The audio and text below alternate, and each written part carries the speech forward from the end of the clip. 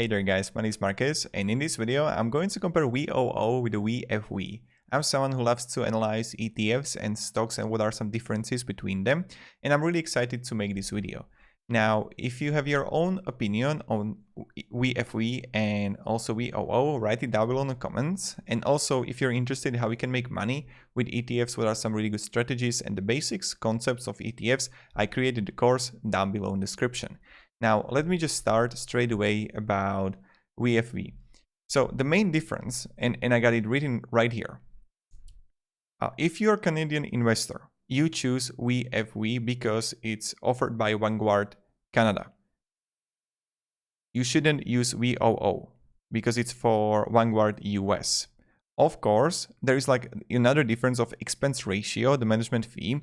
VFV got expense ratio, and I got it written right here, 0.08 comparing to the VOO of 0.03. The holdings are really similar, and I'm going to show you straight away what they are.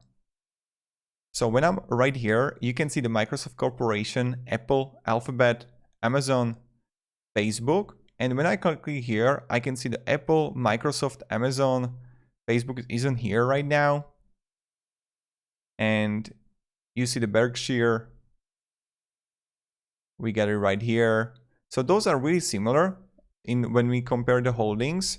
Now also when you look here on a sector weighting, and when we come here, we see the technology. Okay, we're gonna see the information technology 24%, 35%, healthcare 13%, here's healthcare 14%, financials 13.44%, 12% communication 15% nearly, and here it's 10.7%. So here we get also energy, and those are really similar. When we check the prices here, VFV, and let's go 5 years, it's growing pretty steadily. And when we're gonna come here and we're gonna write VOO and 5 years, you see it right here. So VFV, it's kind of cheaper comparing to VOO. You need to really think about the expense ratio that you have if you want to invest with VFV. So that's kind of important.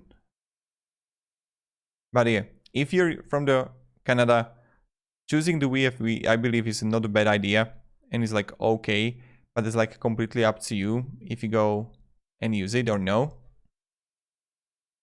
And VOO is steadily growing, and I got no idea how is that possible, only because like what is happening last 2 years. But market is market, what you can do, right?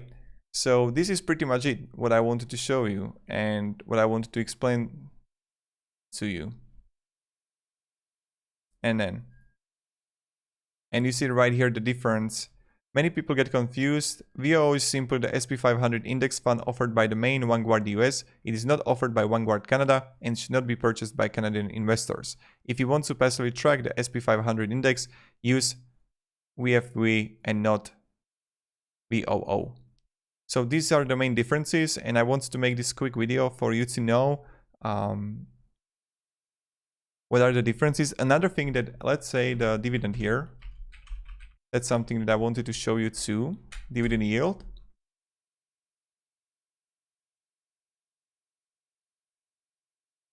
And we want to go, nope, distribution history.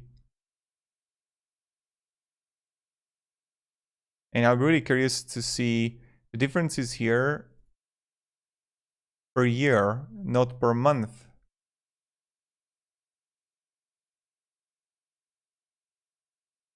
VFV dividend yield history. And I don't know if I will be even able to find it, but these numbers would be fine to find. Damn. Per year. Yep, I can find it, so.